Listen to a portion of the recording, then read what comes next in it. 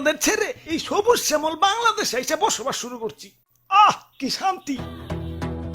Nagging, nagging, nagging, nagging, nagging, dancing tonight. আহ তোমার নাচে সন্তুষ্ট হইয়া তোমারে আমার 101তম বিবি বানাইলাম। যাও বাসর ঘরে অপেক্ষা করো, দুমাইয়া বংশ বিস্তার হবে।